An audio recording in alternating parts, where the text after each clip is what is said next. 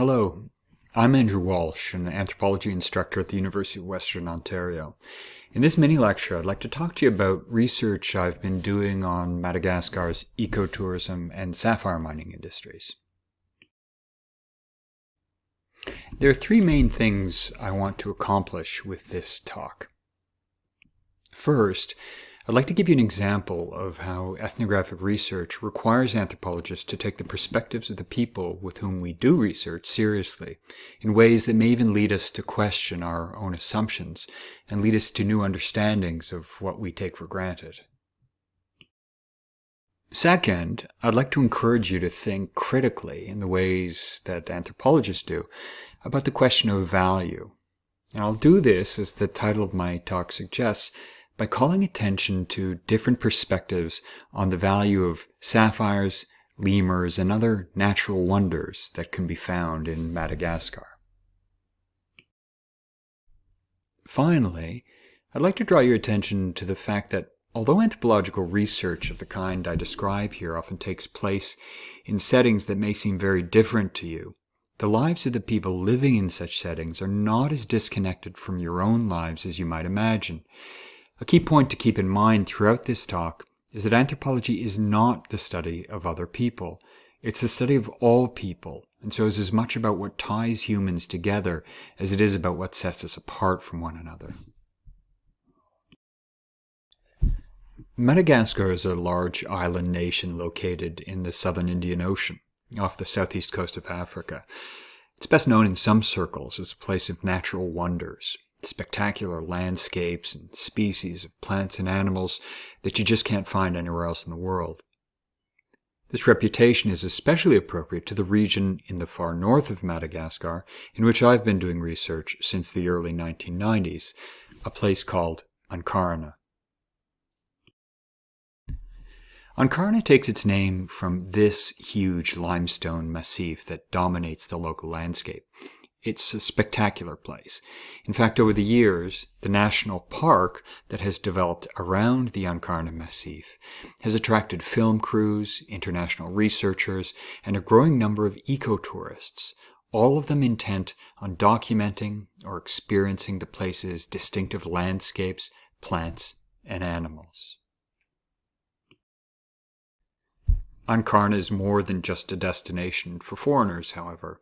The region surrounding the national park is also inhabited by tens of thousands of Malagasy people, as the citizens of Madagascar are known, including some who have migrated here since the late 1990s in hopes of making a living by mining and selling sapphires. The kind of sapphire mining that goes on in Ankarana is known as artisanal mining, meaning that it involves people working independently or in small groups with very simple tools, digging pits that they hope will lead to the gemstones thereafter. As you can see from these images, this kind of work produces landscapes that look very different than the ones that foreign tourists come to the region to see. In fact, many advocates of the region's ecotourism industry see sapphire mining as a major problem, not just because of how it can make spectacular landscapes ugly, but because miners, some of whom work illegally inside Ankarana National Park, are seen to pose a threat to the conservation of the region's biodiversity, the stuff that ecotourists come to see. I started doing research on Ankarana's sapphire industry in the late 1990s.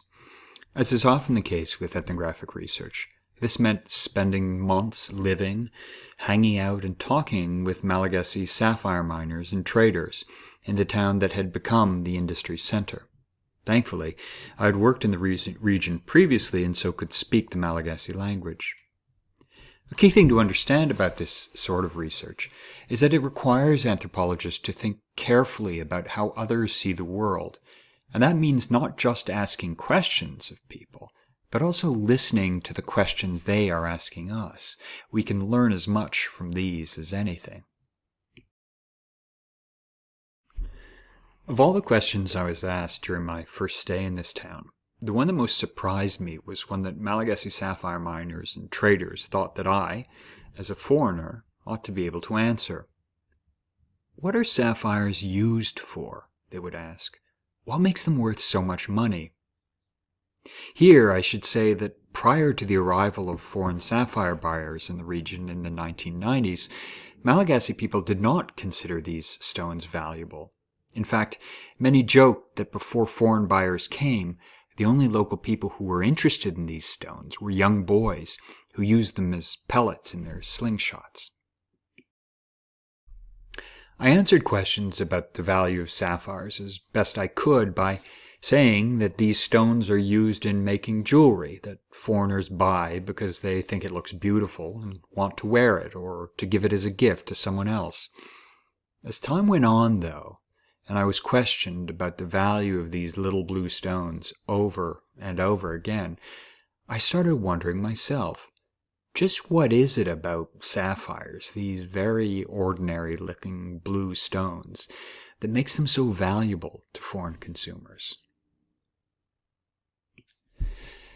I didn't have to go far to find other foreigners to whom I could look for inspiration in helping me answer this question. At least once a day in this mining town, foreign eco-tourists would drive through in vans and 4x4s.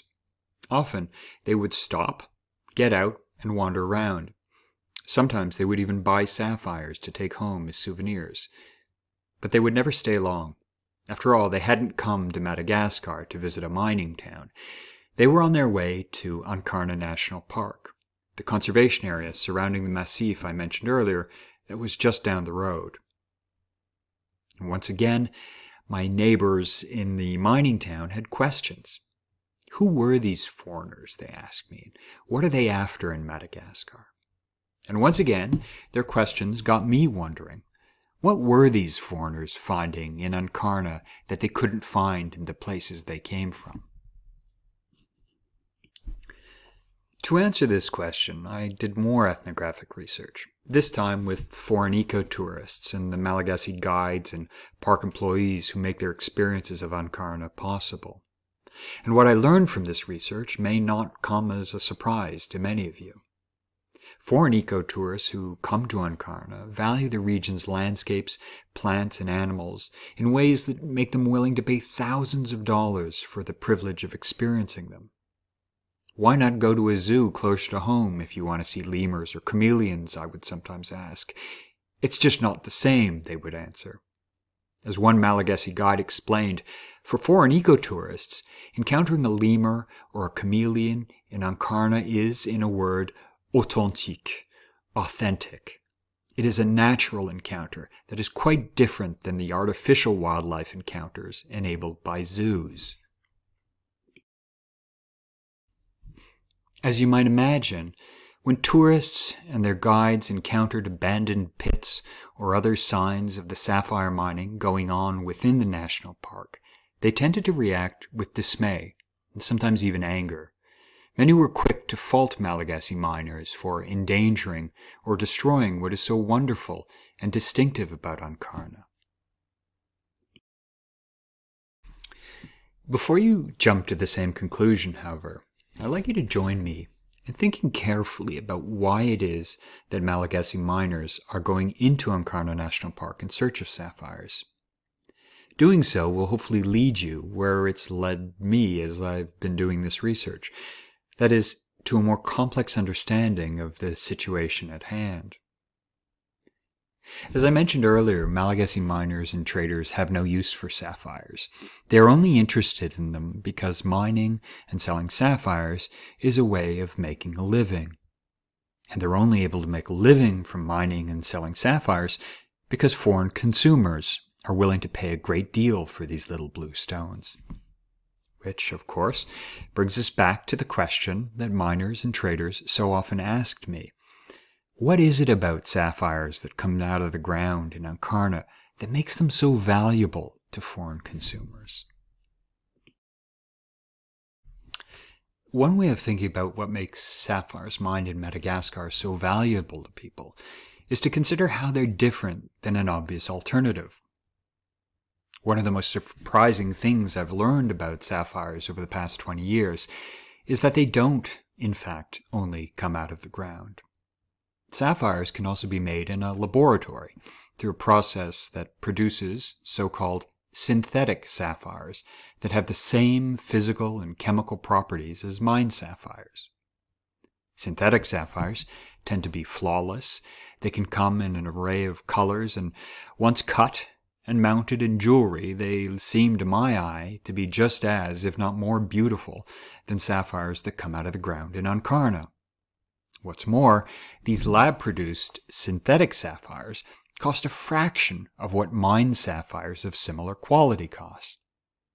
This raises yet another question worth thinking about.